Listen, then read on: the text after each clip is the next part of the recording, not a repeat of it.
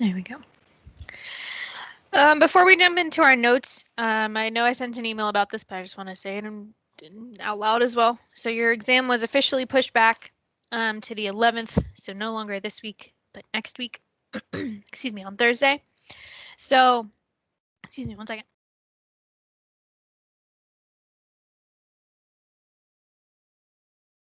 Okay, so how that's usually going to run is what's going to happen is towards the end of the week, I will have a review posted on Blackboard. It'll like outline all of the sections we've gone over so far and the things you're going to want to know, and also have a couple of practice problems. Usually I leave the answers off for maybe a day or so you can at least try it without, immediately being able to check yourself. But then the answers will of course go up. And then on Tuesday, it depends on how far we get. I'm hoping to be able to spend an amount of time on Tuesday for like review and questions like that. But if we do need to wrap up a little bit, because I would really like to see us finish chapter 1, which we're about to finish 1.3. 1.4 is very quick. We will probably get through that today. And then 1.5 would be on Thursday, which we might then have to finish up a little bit on Tuesday, if I remember how long this one is. Yeah, that'll probably take, okay.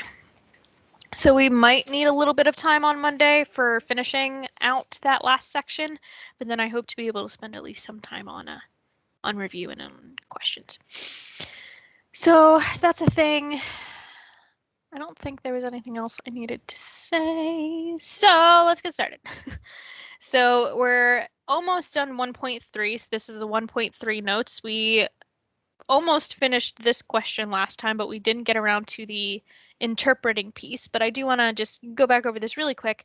So remember, essentially what we have now is we have these predicates and we have these quantifiers.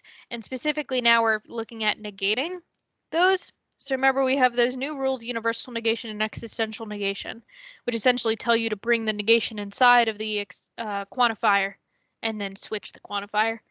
And then also remember that the for all quantifier kind of matches up to and implies, and the there exists matches up to an and. So the one thing with this, they kind of follow a very similar pattern, but with this, since we start with an implication, we have to change it over to an or with implication rule. That was in step 3 here. So we needed to use implication rule. And then at the very end, because we have a for all in the what we would want to be the final statement, we need to make sure that that is linked to and implies as well. So just remember that when you're doing these, to make sure at the very end that you have the correct logical connective for each quantifier. Okay, so we needed to translate this. So we want to translate it into quote unquote everyday English, but I want to start with the literal translation first. So I need to leave myself a little bit of space here. There we go. So if I want to do a literal translation first, so we'd have the there exists. So we have there exists. Oh, and let me remind us what all of these things are. So we have that the domain is all cars. S of X is X's sports car, E of X is E is expensive, and A of XY is X is safer than Y, to just remind us about what all these symbols mean. So we've got there exists a car,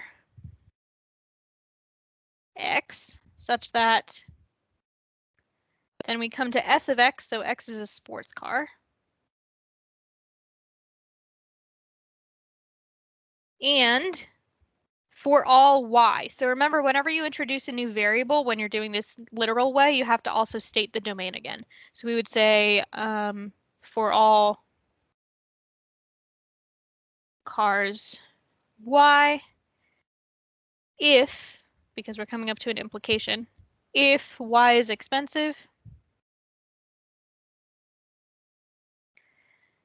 then if I want to be super literal, it would be it is not the case.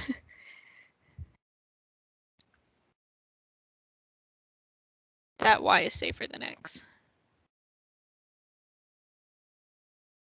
You could, of course, say, even in the literal translation, something like Y is not safer than X is perfectly acceptable. You don't have to do the it is not the case, but that is technically the more literal translation there. Let me share my screen one more time just in case. No one said anything, but just in case some other people popped in. So that would be our literal translation. So essentially there exists a sports car such that any expensive car is not necessarily safer than it. So I was trying to also take that literal translation and start to try to phrase it in a bit more everyday English. So there is some sports car such that every expensive car is not necessarily safer than it. So if we wanted to try to do more everyday language here, I would probably say something like there is a sports car that is at least as safe as every expensive car. That doesn't look like an R in that every. So it has to be at least safe because we just know that Y is not safer than X, so Y could be exactly as safe as X. But there is some sports car that is at least as safe as every expensive car would be a way to phrase that in a bit more modern English. There's probably a bunch of different ways you could phrase that, but that is one of them.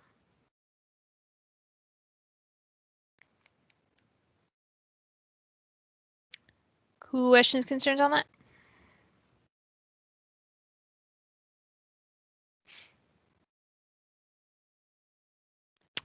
All right. I'll leave that up for a couple more seconds in case people are still taking some down, and then we have one last question in 1.3, and then we will head over to 1.4.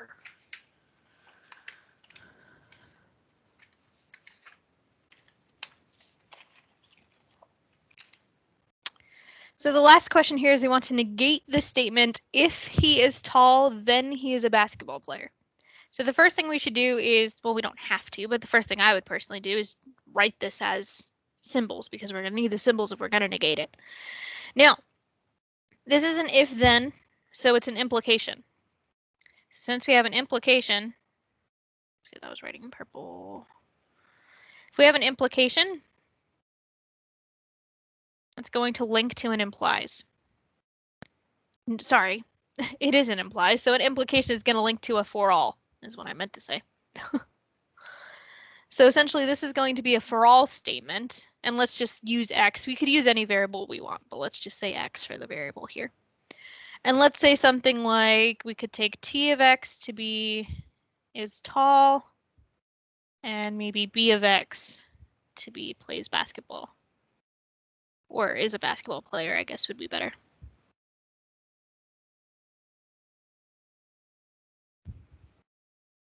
So we'll set those up over there. Which would mean that our statement, if I'm taking T of X to be his, whatever, is tall, and then B of X to be whatever, is a basketball player, this would mean T of X implies B of X. So that's the statement that we start with, and that's what we want to negate. So if you have an implication, it's a for all statement. If this had turned out to be an and statement, would be there exists. But so we want to negate this, so we set it up like one of our little proof table doodads. And then we follow our very usual process, because remember these do follow kind of a very similar pattern. So the first thing we're going to need to do is deal with that negation in the front, so we're going to need to bring it inside using universal negation.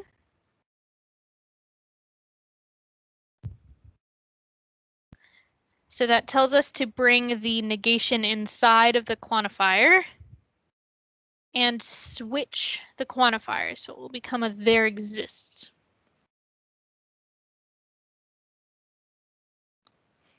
Now remember, the point of these is that we need to keep going so that the negation is not in front of a statement with an implies in it. It can only be next to the actual T of X and the B of X. It can't be, right now it's technically in front of the entire implies. So we need to bring it inside, but we don't have something that can tell us how to bring inside a negation to an implication. So that's why we always need to use our implication rule. If we have an implication in this case. And I haven't been, sorry, this is, I've been writing this wrong. First line is always given. I'm so sorry about that. So this would be universal negation. On line 1.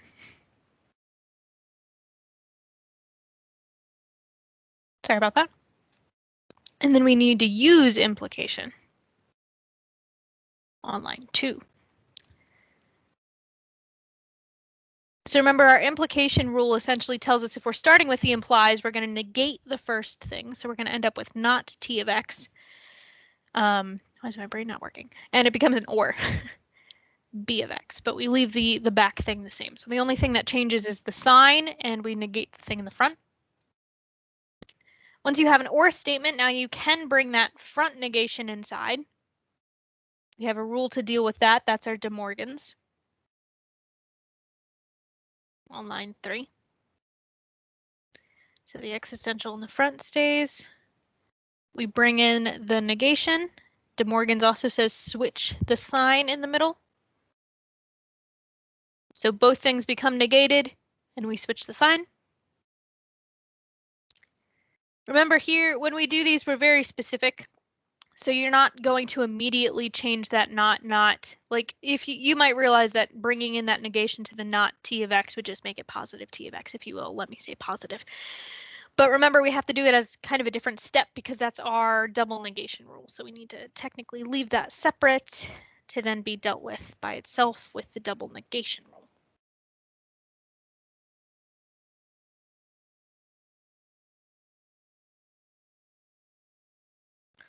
Double negation on line 4.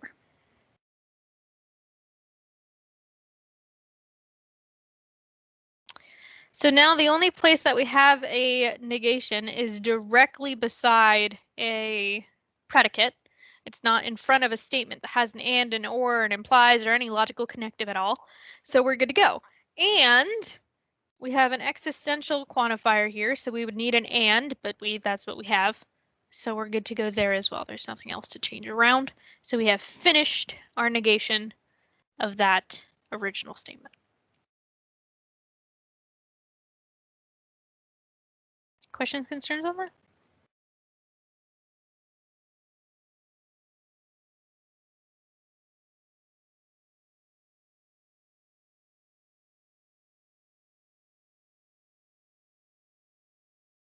Okay. I'll leave it up for a couple more seconds before we jump over to our next set of notes then. So I'll kind of introduce it a little bit before we head over there. So essentially what we're going into next is the section is called Logic in Mathematics. So essentially what we're going to do in 1.4 is mainly a lot of definitions.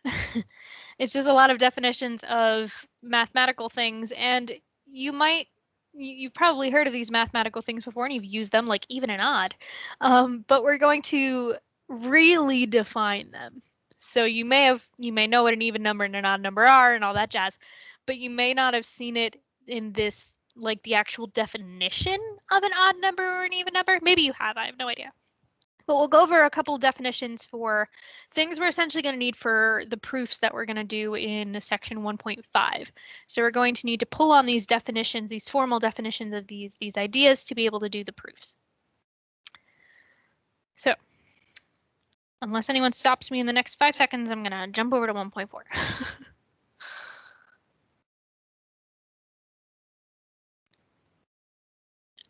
Okay.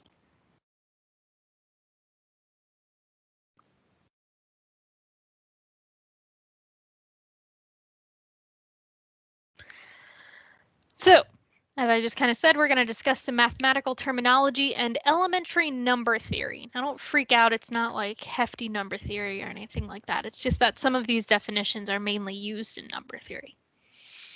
Number theory is actually, I don't know how to explain number theory to on a not completely mathematical scale, so never mind. So we've got some definitions, and the first definition is actually the definition of a definition. So we have that a definition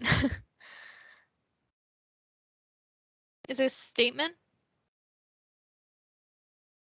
that stipulates the meaning of a new term, symbol, or object.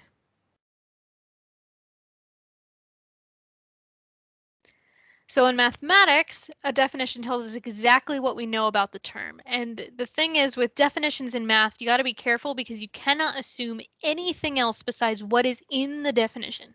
So you can't like add in things that you think are implied by the definition. If it's not explicitly stated in the definition, you can't take it to be true. Whether or not you think from your past mathematical world that is true or not, maybe it is, maybe it isn't, but if it's not in the definition, can't take anything for granted. So, some definitions that, again, we've probably seen most of these in our lives before, but maybe not in this formal way. So for a integer specifically, to be even, the definition of an even integer is that, so for some integer, no, I shouldn't say that. An integer n is even if. So n is going to be the even integer here. I just needed to set that up. So if we can essentially write it as some, actually, let me use a letter that we're going to be using most often, as some 2k for some integer k. So we're talking about an even integer, but the thing in the definition, that k value also has to be an integer. So like technically if that wasn't an integer, I could say 2 times 2/3, which is 4/3, which isn't an integer, so we can't say 4/3 is an even integer. So for an integer to be even, it can be written as some 2 times something, where that something is an integer. Now that something doesn't necessarily have to be like a single thing. So there's a couple ways we could look at this. So if you think about it, 8 is an even number because it's 2 times 4. And so the k value there would be 4. But you could also say something like 16n, where n is an integer. We do need to specify that. But 16n would also be considered an even integer because we can write it as 2 times 8n. I don't know why I switched to parenthesis notation, but it's the same thing. So essentially there, your k value is 8n, which is perfectly fine. There's also things where you could have, I don't want this as an official example, but just kind of branching off for a second. We're going to see things in proofs where it comes out to be like 2 times k sub 1 plus k sub 2. That's going to come up a lot in the proofs that we're going to see in later sections. So just because it's 2 times something, as long as that something is an integer, we consider the thing to be even. So I'm not really going to write that as in that official example box, but that's also how that would work. So if you want something to be even, you have to write it as 2 times something, and you have to be able to say that that thing is an integer. If we want an odd integer, so an integer n is odd. If it can be written as some 2k plus 1 for some integer k.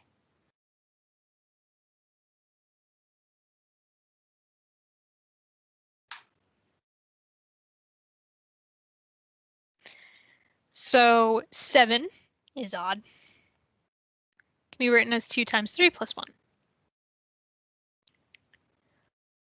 Whereas we can get a bit more complicated and say something like 8n plus 7, where n is an integer. I know I'm not saying that in very good English down there, but because I'm skipping the word in, but is an is what I'm skipping. Never mind. But if you think about this, so we need this as 2 times something plus 1. So notice that we wouldn't want to have the plus 1 coming out of the 8n because we don't really know what 8n is. But if we break up 7 into 6 plus 1, we can then kind of think of the 1 as just chilling back here, and then we just need to deal with the 8n plus 6.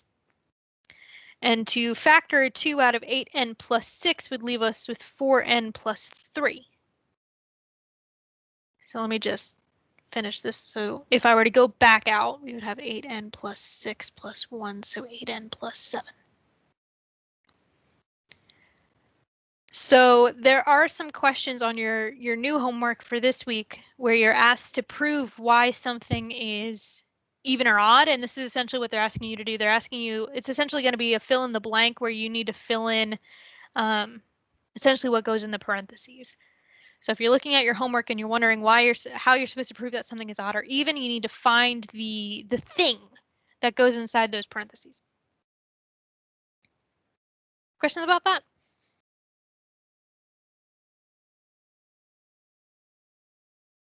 Okay. This one you may or may not have seen before in your life, or at least not in this phrasing, which is divides. And we have that m, nope. M divides an integer n if n equals k times m for some integer k. And I want to leave a little bit of space, so don't write too big if you're writing this by hand.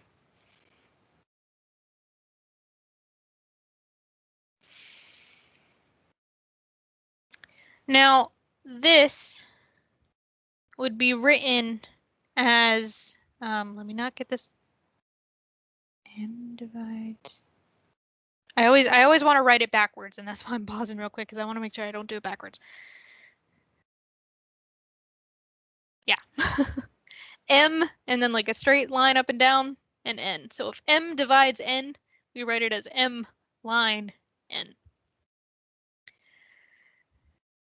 If I want to say, let me just add on this little piece down here, does not divide. If I want to say that it doesn't divide, I just put a slash through that straight line. So if it does divide, it's just a straight line. If it doesn't divide, then we just slash that. So some examples, I could say that 3 divides 15 because 15 equals 3. Well, let me write it in the way that I wrote the definition. It's because 5 times 3 is 15. So we can find some k value such that when we multiply by 3, we get 15. Whereas 7 does not divide 12 because 12 does not equal 7 times something, where that something needs to be an integer. That's one thing with these definitions that's very important, is all of these things that we're working with have to be integers. So obviously if we extend this to the real or rational numbers, it then blows everything out the window, because you can multiply something by 7 to get 12 if you can include fractions. But we're working just with integers here. Does everyone know what an integer is? Just in case you don't know what an integer, and that's, all of our negative whole numbers, -1, -2, -3, -4, so on, and then the positive ones, well, and 0, and 1, 2, 3, 4, 5, just essentially anything that's not a decimal or a fraction, not a reducible fraction. Hopefully everyone knows what an integer is, but just in case, that's what it is.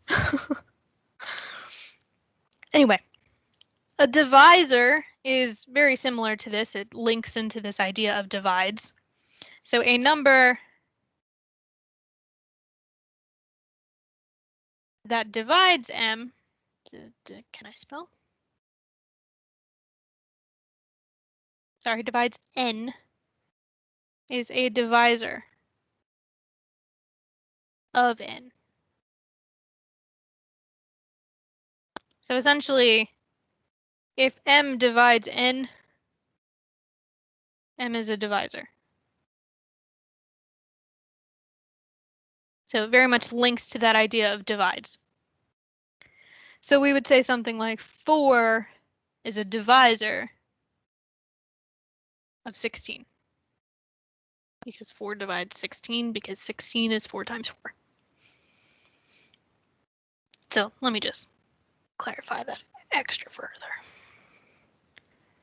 So if it does divide that number, it is a divisor of that. Prime number, we've talked about a little bit already, but here's our formal definition. So a prime number is a natural number.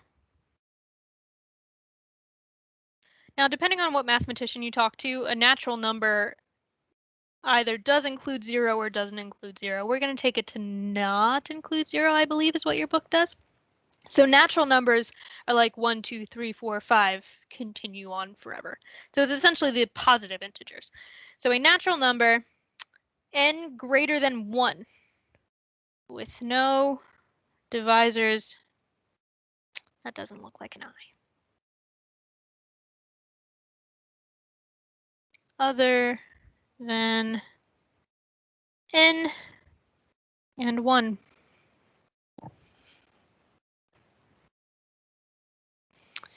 So our prime numbers are, well, some of them are 2, 3, 5, 7, 11, 13, 17, 19. So these are prime. And 2 is the only even prime, because then every even number afterwards is divisible by 2. So 2 is the only even prime. It's kind of, it's special.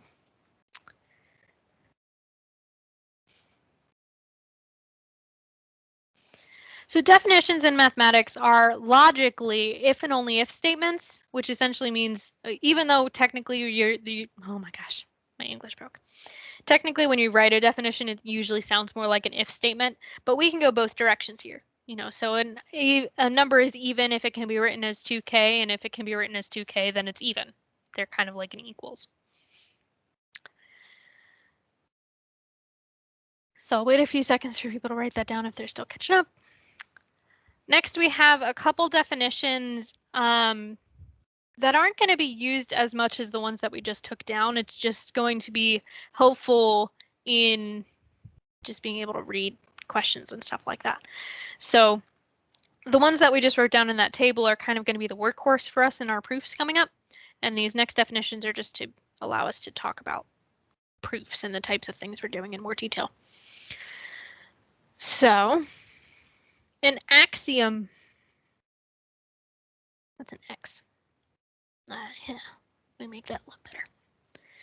An axiom are statements that are assumed without proof. These are also sometimes called postulates.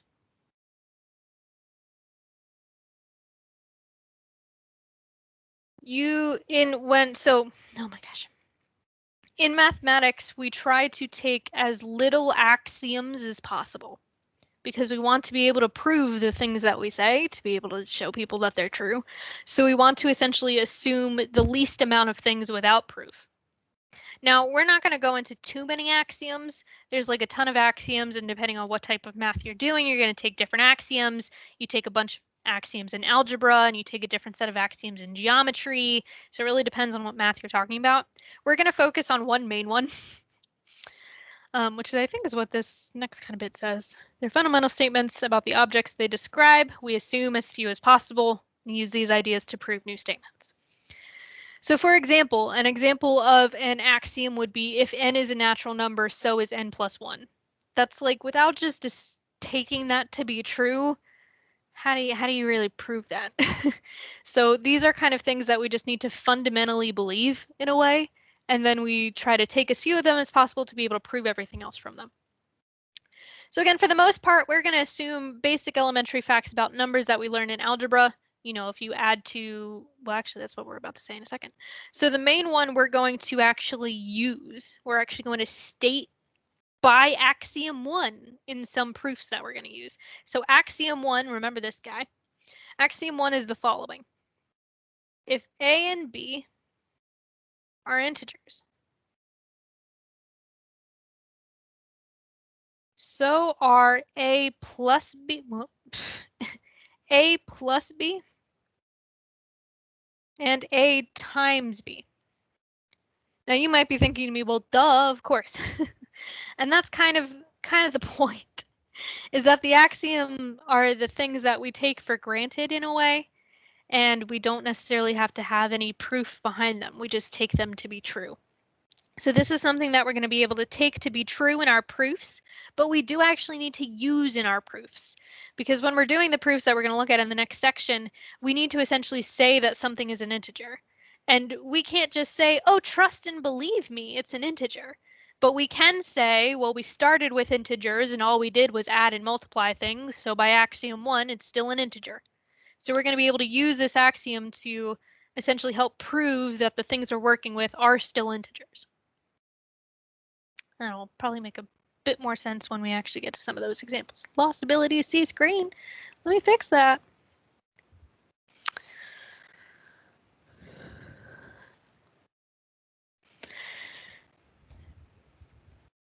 That should hopefully have fixed it.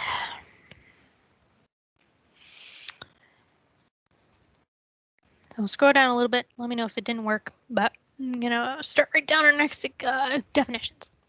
So the next couple definitions are, again, just to help us be able to say things and you know what I'm talking about. A theorem. Theorems are theorems are statements that follow logically from axioms and statements that have already been proven. So essentially you have to prove that they're true, and you're either going to use axioms or things you have already proven to prove them. A proof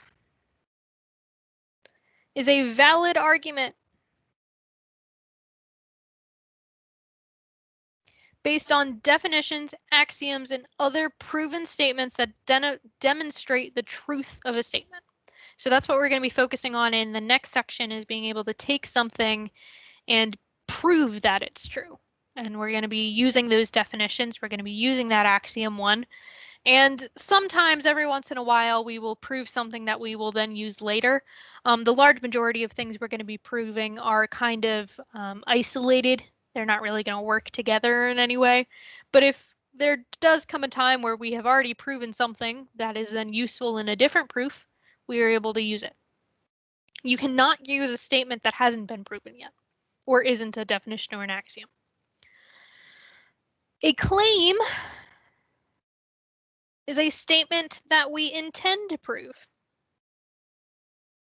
So a lot of times, not to sound rude, but I don't think many of you have read many mathematical journals, because I haven't read many mathematical journals myself. But a lot of times, if you read a lot of dense mathematical work, they will say, we claim this and we'll prove it later.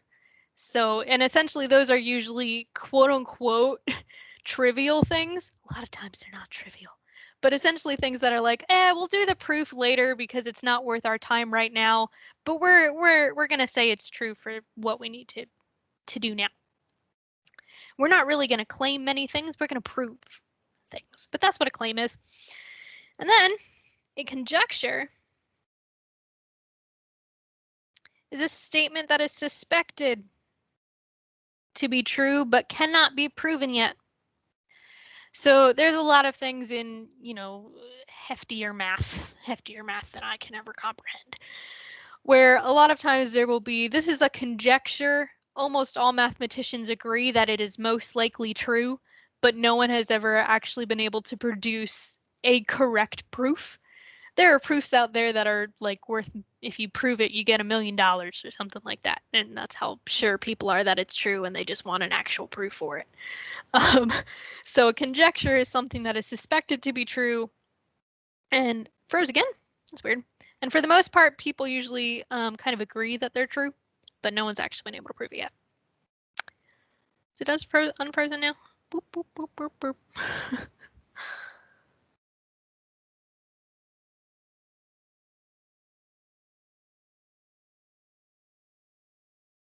Good, bad, maybe. Yeah, boop, boop, boop.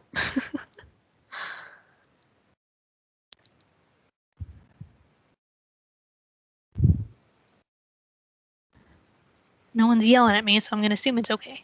If it's not okay, yell at me again. But so those are our definitions. I'll leave those up for a couple seconds because apparently my screen shares being weird. Can't see this. You still can't see it? Let me try to reshare one more time.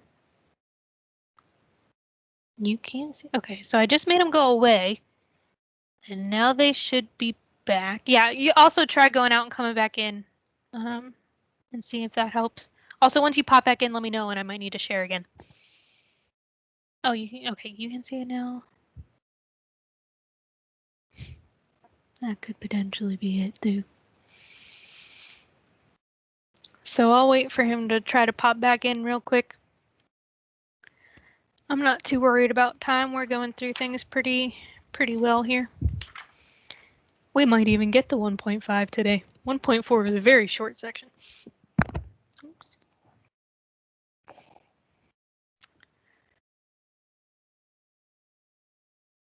Did he pop back out?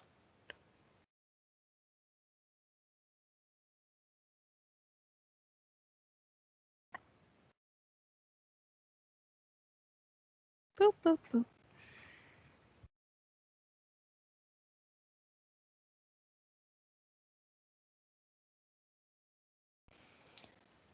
We'll give it another minute.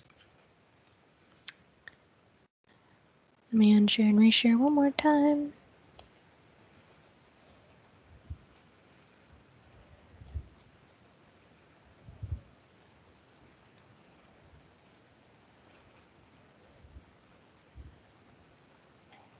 Brandon, can you see it? You good?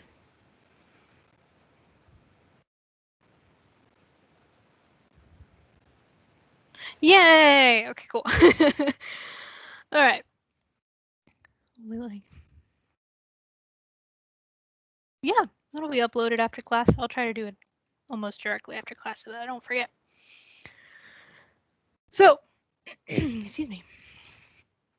The next thing we have to talk about is something called counterexamples. Let me try to scroll down a little bit, and we'll keep conjecture in there. So often we have statements of the form for all p of x, kind of what we saw in the last section, and the negation of that is actually going to turn into our there exists not p of x. Now, both of these statements cannot be true.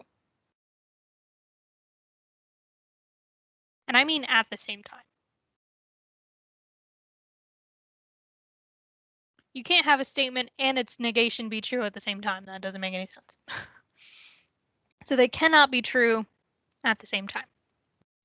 So what that essentially means is that if we want to prove the for all p of x to be false, so we actually want to prove that it's not true, we only need to find one value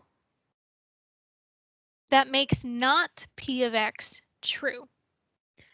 And that's because if we want to have, so essentially the for all and the there exists in that are written up there are negations of each other. So if this is going to be false, if you will, then I need the there exists statement to be true. So I would need there to exist something that makes not p of x true. So if we can find something that makes not p of x true, that means the for all statement is false. And what this means is this is called a counterexample. Essentially, someone might claim that something is true and you say, oh, well, I found a value that actually makes it not work. So you can't say that it works for everything if I just found something that makes it not work. All right, so sorry, I'm trying to multitask real quick. So if we want to start looking into that, so find a counterexample to the statement, every prime number greater than 3 is the sum of two prime numbers. So what we want is essentially one prime. There might be more than one, but we just need one. So one prime that is not the sum of two prime numbers. And note that we have to choose a prime greater than 3.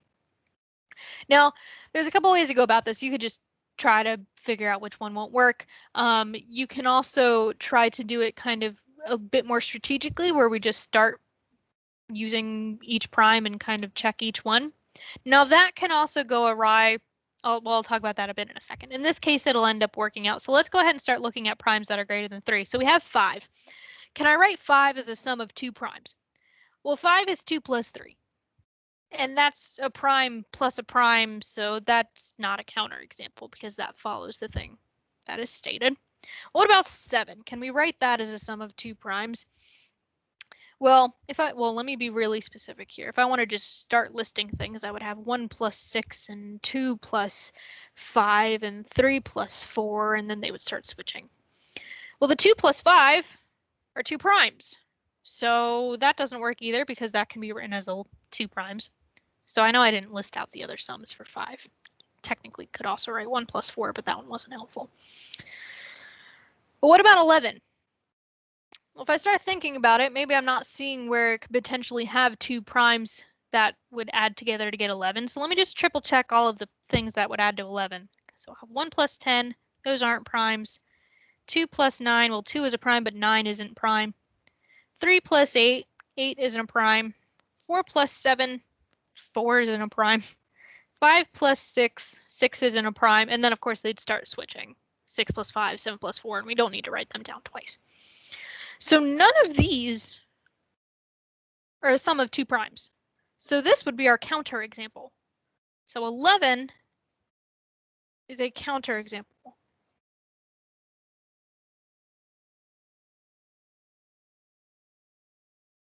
Because it's something that is a prime number greater than 3, but cannot be written as a sum of 2 prime numbers.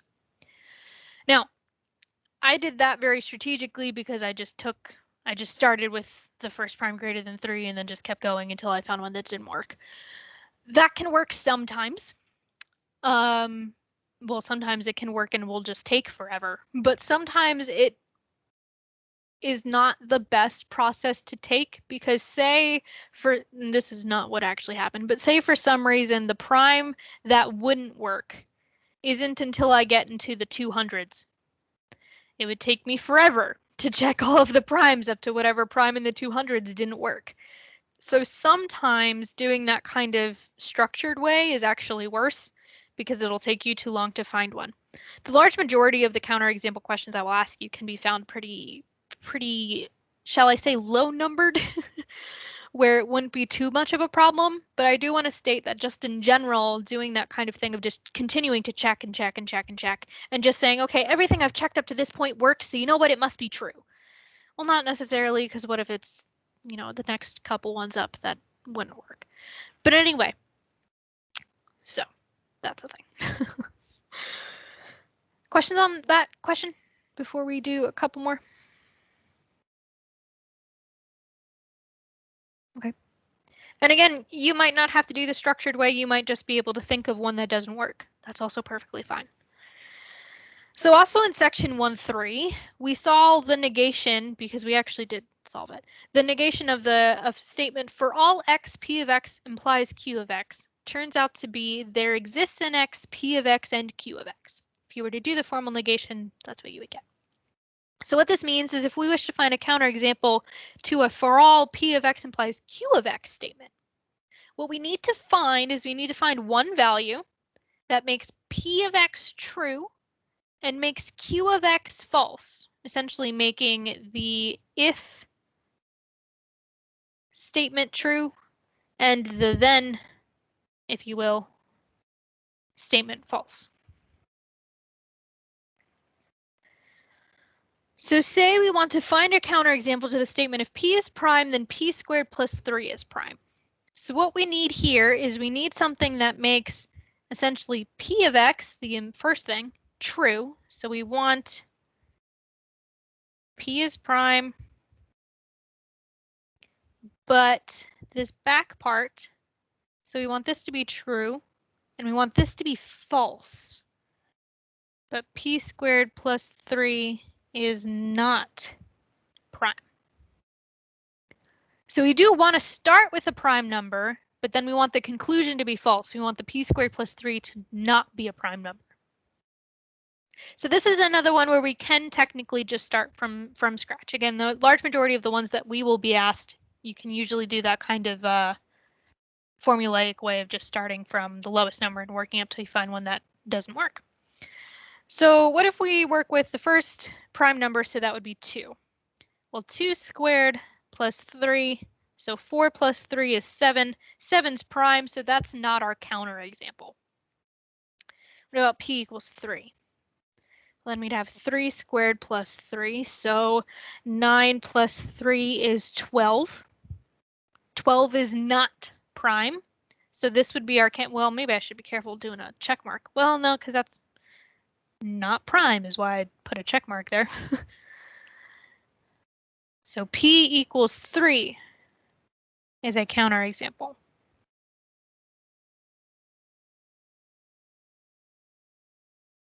Five is a counterexample because you'd have 28.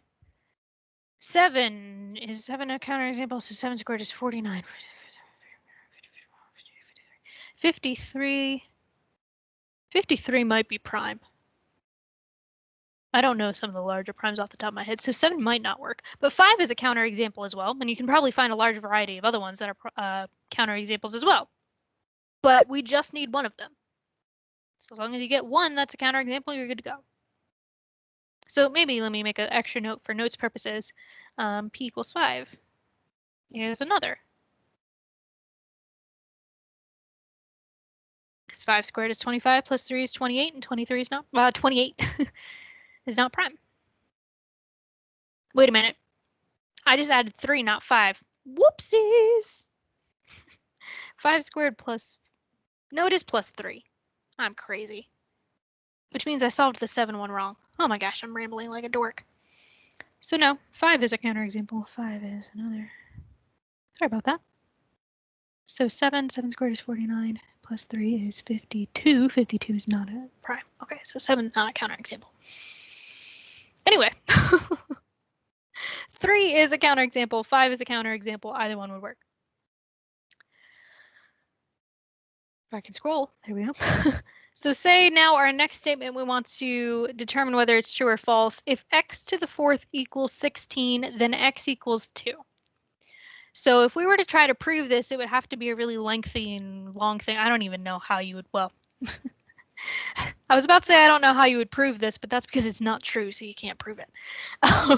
So if we consider this, we would need a counterexample to show that this actually isn't true. And this is actually going to be false. And what counterexample can we show to do that? So we'd essentially need, just to really hit it home, we would need x to the 4th to be equal to 16. But for x to not be positive 2. Negative 2 to the 4th is positive 16.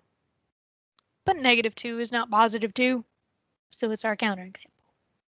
It's the only counterexample, but we only need one. Questions, concerns on either of those two?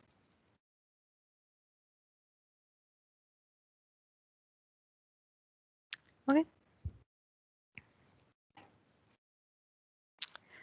Assume x and y are real numbers and x is greater than y. Is it always true that x squared is greater than y squared? So essentially we want this first thing to be true. If we're looking, well, if we're looking for a counterexample, if we were trying to prove this, then it would be a long, lengthy process. But there's going to be a counterexample to this. That's the thing that I would say. If you're asked, is this true or false? I would always try to check for a counterexample first. That's usually a bit easier than just trying to go straight into trying to prove it, unless you're told, prove this. If you're asked, is this true or false? Try to find a counterexample first.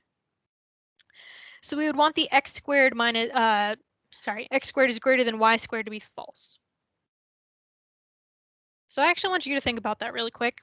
There's a ton of counterexamples here, but I want you to think about possibly one set of numbers such that x is greater than y, but x squared is not greater than y squared. I'll give you like 15 seconds and then I'll give an example.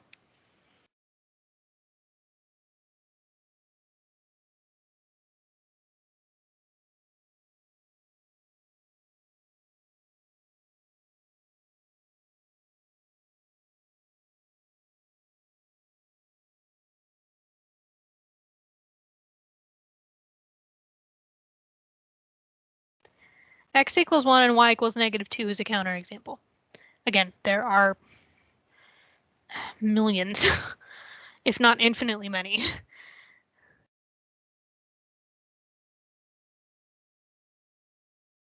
Actually, yeah, I'm pretty sure there's infinitely many counterexamples to this. Essentially, any positive number and larger in magnitude negative number. And essentially 1 is greater than -2, but 1 is not greater than 4, which would be -2 squared. So essentially any positive number and a larger in magnitude negative number would cause this to be true. To be a counterexample, would provide a counterexample is what I meant. So that statement is false because we've just found a counterexample. I want you to try to find a counterexample to this last one. If a number is divisible by 3, then it is odd. I'll give you like 30 seconds.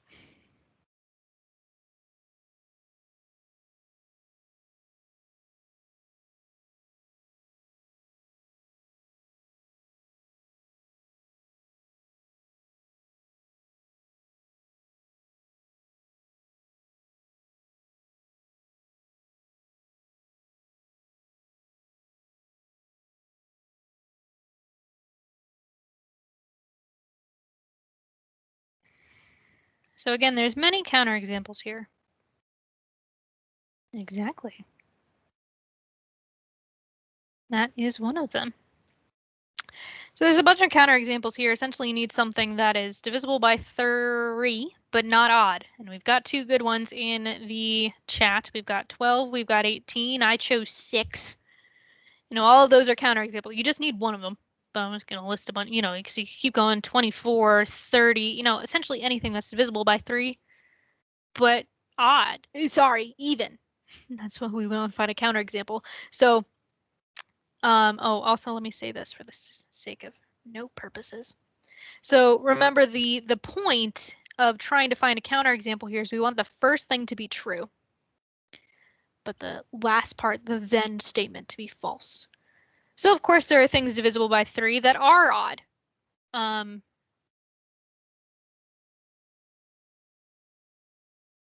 is a counterexample. Okay, I was like, I'm pretty sure I haven't lost my mind. So as long as it's a number that can be divided by 3 evenly and is an even number, it's a counterexample. So of course, you know, 9 is divisible by 3, but 9 is odd, so we don't care. 15 is divisible by 3, but it's odd, so we don't care. We care about the even things that are divisible by 3. So absolutely any number that's divisible by 3 and is an even number would be a counterexample here. Okay. I want to say something about what you're saying, Vince, because I want to make sure it's clear. So sure, 30 divided by 3 is 10. And sure, 10 is even, but I don't care about that. I care about the fact that the 30 is even. So the number that is divisible is the 30. It's not the result that we cared about, just in case that was a source of confusion. So yeah, the number that is divisible by 3 would be the number that you're actually dividing by 3, not the result. Questions, concerns on that one? Okay.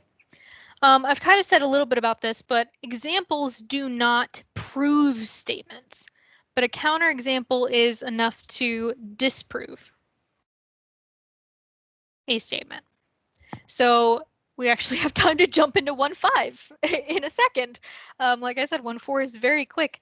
But anyway, so in 1.5, we're going to be getting into proof techniques.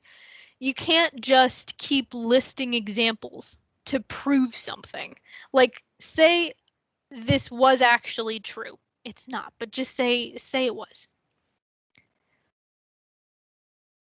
It's not, but say it was.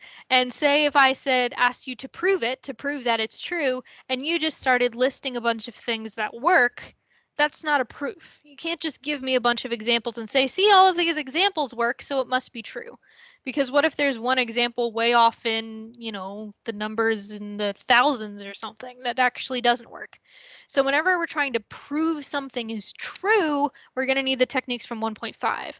If you want to prove that something is false, if you want to show that it's not true, it's enough to just give an example. So that's a very important difference between the 2. So from 1-4, the things you're going to need to know for 1-4 for like your homework and such is you're going to need to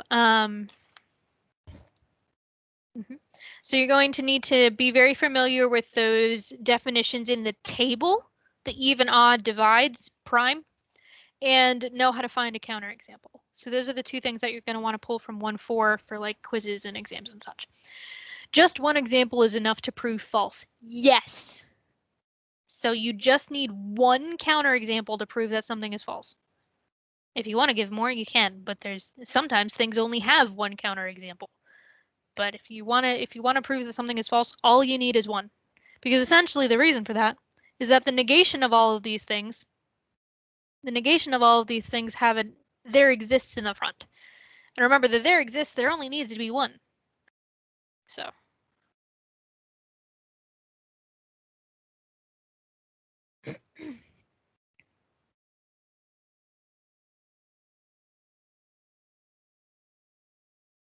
Oh, that would probably be good. So technically, you should really say something like 12 is a counter. Example, that would be the best way to answer this question. Oh, you can put whatever number of the counterexample you prefer in there. To technically answer your question, do you need to state it is a counterexample like 12? It does technically depend on the question. Like if the question said find a counterexample to blah, blah, blah, and you just wrote 12, you'd be good to go. Since this is saying if blah, blah, blah is that, and it's not really asking you for a counterexample, it's not assuming that it's false, saying that you have a counterexample is best. Now, that also means that you can always just put is a counterexample on every single question and it'll just be good to go. Anyway, that was more than I needed to say on that. But yeah, I probably should have written it out like that. Any more questions on 1-4 before we start a little bit of 1-5? We're not going to get too far, but we'll start a little bit. Which is good because then that means we'll be able to do a good chunk of 1-5 on Thursday, and that'll hopefully mean that we'll have time on Tuesday for a review. We might still need to finish a little bit of 1-5. 1-5 is a little long, but all right. So let's jump over to 1-5.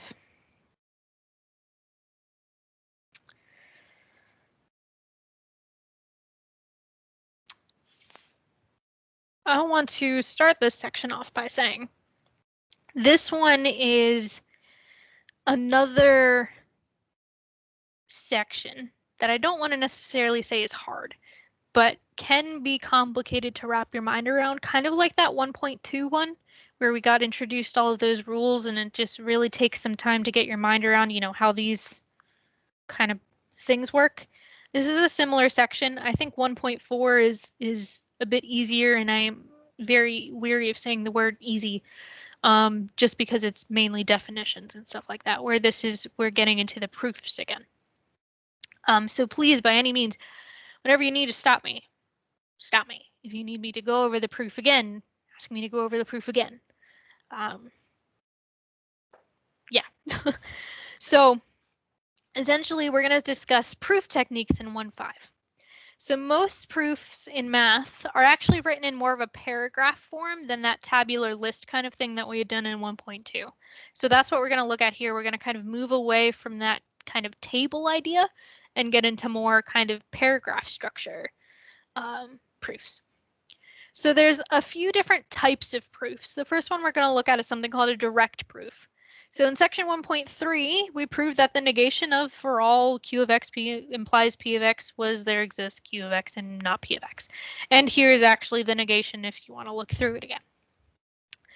So that would be the proof. And so note that in ones like this, it's often that, you know, line 2 followed from line 1, line 3 followed from line 2, line 4 followed from line 3, etc., etc., etc.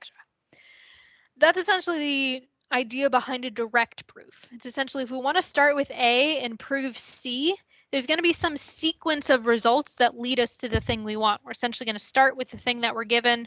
We're going to go to some B sub 1, and then to some B sub 2, and then to some B sub 3, and then who knows how long it's going to take to get to the result. You know, so in the tables that we had been doing, you know, we have a given, and then we have a desired result we want, and then we have all these kind of intermediate steps that we need to get there. That's kind of the idea behind a direct proof, is we start with the thing we want, we do a bunch of different just logical steps that come from the step before until we get out to what we want. So in that thing I just wrote down, the b sub i's, the b sub 1, b sub 2, b sub 3, are those intermediate steps, like lines 2 through 4 of our little table proof. So I think we'll be able to get through one official example here. So, there we go. So there's a strategy for direct proofs, and that is the following. The first thing you want to write down is you always want to assume the hypothesis. And that is the if part of the statement. And you're going to assume the hypothesis is true. And you essentially write that as a sentence. Assume hypothesis statement is true. You're going to state the desired conclusion, which is going to be the then part, if you like. And you're going to usually state that as we want to show conclusion statement. And yes, you're actually going to write that out. We want to show blah. Then we're going to use definitions or other known results to obtain the desired result. So we're going to be using those definitions from 1.4 a lot. And then we're going to end by stating the desired conclusion as therefore this thing we just proved. Now, the other thing I want to say before we start is that the large majority of proofs you would ever like read in a book or something like that are completed proofs. And by that I mean, when you're doing a proof from scratch, there is a ton, well, depends on the type of proof, but there's usually a decent amount of work off to the side that you don't see. And so this stuff that we wrote here is going to be the concluded proof, the nice, you know, we've already done all the work, this is how we write out the proof. But I also want to show you that there's a lot of side work that we do as well. Because a lot of times I feel like people will just show you these proofs and just immediately go boom, boom, boom, boom, boom, and show you the steps and don't show you where the steps came from. So I want to show us the side work, even though the main thing we need to focus on is how to write the final product. So, yeah, probably only going to be able to get through one of these, but that's okay because I want to make sure it's understood. So say, we want to prove that for all integers a, b, and c, if a divides b and a divides c, then a divides b plus c. So I'm going to take, let me zoom out a little bit to try to keep this strategy in there. I'm going to keep my, leave myself a little bit of room off to the side for the scratch work that we're going to do. And I'm going to label these as the steps here. You don't need to write down the numbers, but I just want to try to keep track of the strategy. So if you like that and you want to number the things, go right ahead. But that's usually not written in a formal proof. It's usually just sentences. But so we're going to assume the hypothesis. So we're going to assume, well, actually, we're going to say let. Usually, you can use the word assume. More often than not, formal proofs start with let. So we're going to let, and the hypothesis is all integers a, b, and c, a divides b, then and a divides c. So we're going to say let a, b, and c be integers. That is important. And let a divide b and b divide c. So essentially you state the hypothesis, it's just you don't state the if, you just let it be true.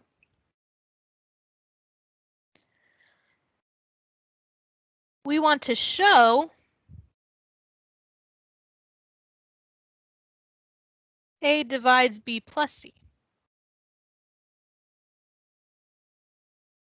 Now, if you get good at these, and maybe I shouldn't say if like that, once you get good enough at these, you don't necessarily have to do the scratch work for the stuff that we do. The stuff that we do follows very,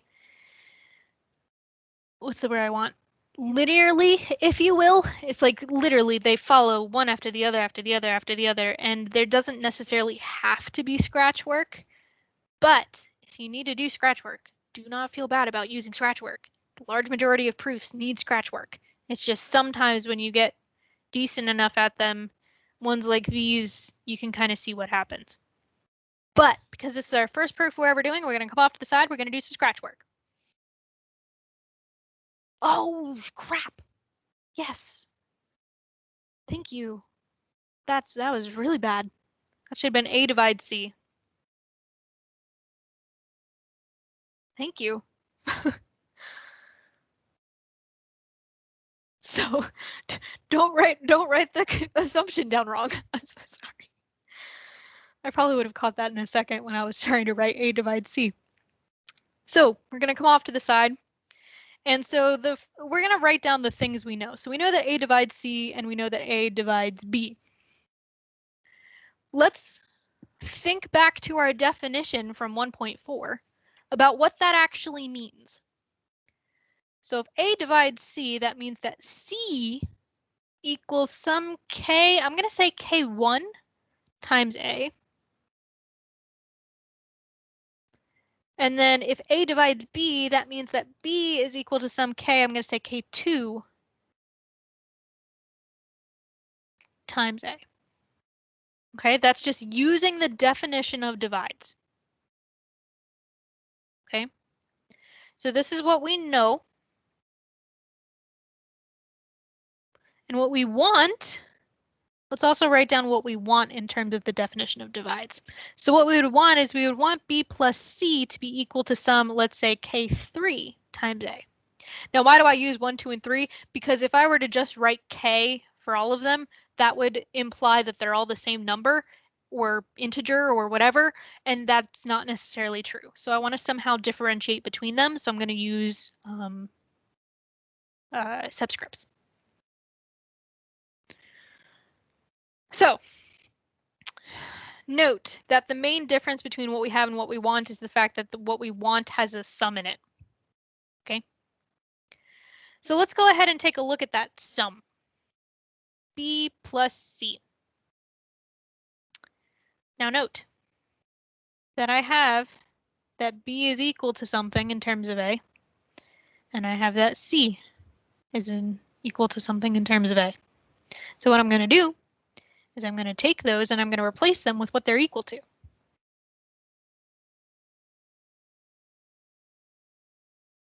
Okay. Now, if I'm thinking about what I want something times A.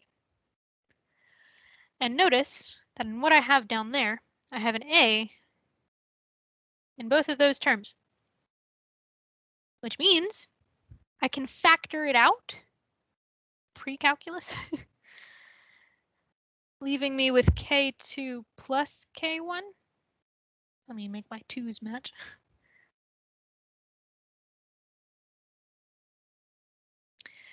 If I were to just name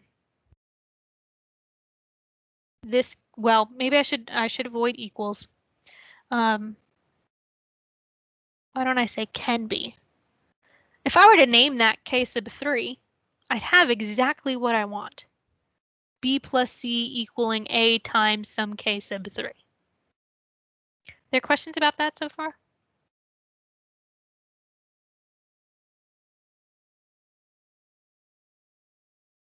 Okay. We've essentially done all the work and now we just need to write it as a proof because we've got it. Okay. So I've just gotten B plus C equaling A times something and I'm good to go. Well, I'm good to go with one tiny thing and I'll talk about that in a second. So essentially what we're going to do now is we're going to recreate everything we just wrote. Which is why I said if you get good at these, you can just kind of see where it goes and just write it out immediately. You don't necessarily need the scratch work.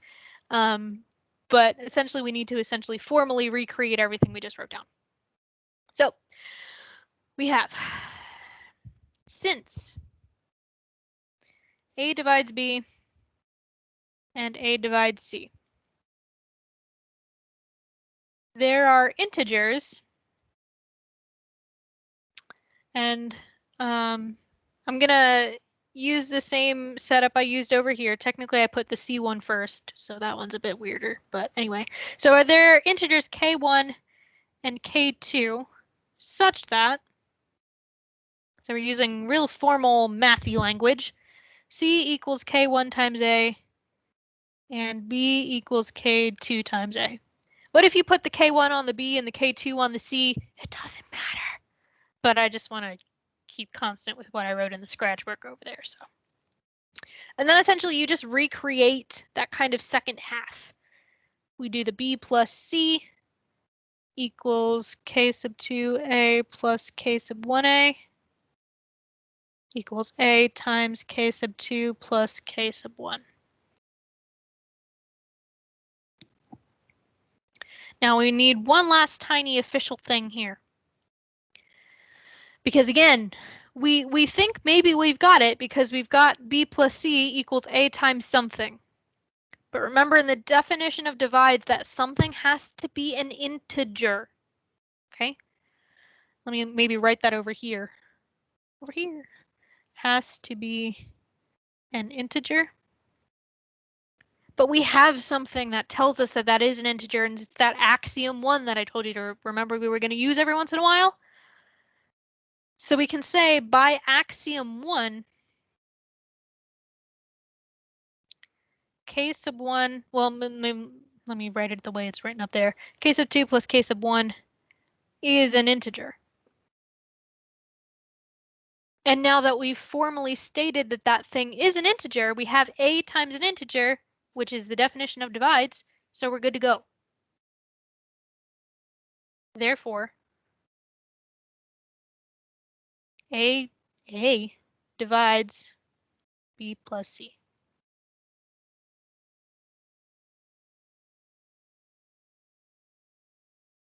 So you can never just take, well, in your proofs, you always need to state why you know the thing is an integer, and that's pretty much always going to be by axiom 1.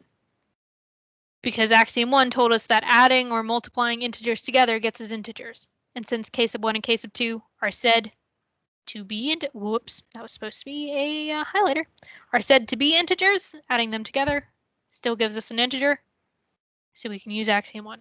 But we need to use axiom 1. Without that statement here, that we just wrote down, the by axiom, blah, blah, blah, without this statement, this proof is not complete.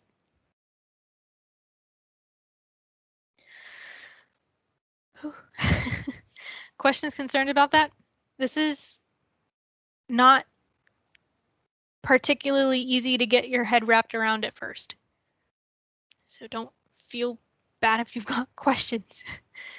Or maybe you don't even know what you don't know, which is probably gonna have to wait until Thursday. But we will be talking about this more on Thursday.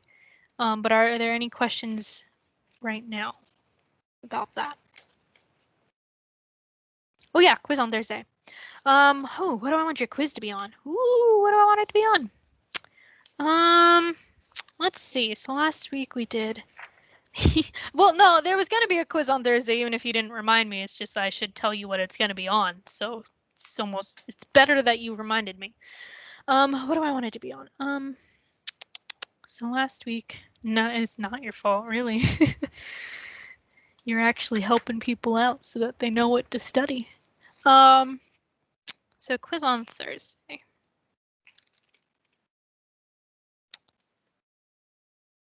I will ask you to negate, how do I want to say this? Quantifier statements, like the end of 1.3 notes. So I'll ask you to negate quantifier statements. So that's what we essentially finished with in 1.3. There won't be one as long as that really nasty one that we did. Where's the right page?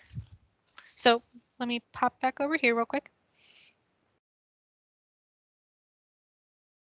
If I were to ask you to negate something, it would be something like this one, where it's, 5 or 6 steps. It would not be 8 or that nasty. It would be something like this.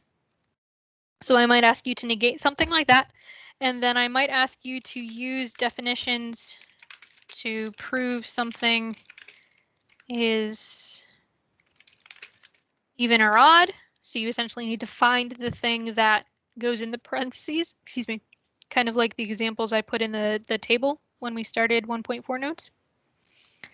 Something like that, 8n plus 7. And then find counter examples. That's in chat now. This is officially our end time, so if you need to run somewhere, you can. But that's in chat. Negate quantifier statements, use definitions to prove something is even or odd, and find counter examples. So we'll do a couple examples of those in our warm-up on Thursday. Look over your notes. The counter examples are very similar to the ones that you would see on the quiz. Again, this prove something is even or odd is essentially just being able to write something out like this. There's a couple like that on your homework if you want to test them out. And then, yeah. If you have questions, feel free to stick around. I have a couple minutes. Otherwise, have a great day. I'll see you on Thursday. Uploading these notes. Yeah, I'll try to do that like literally right now before I forget. So I'll upload these notes now, and the video will get up. That might take a little longer, but I'll try to get that up when I can.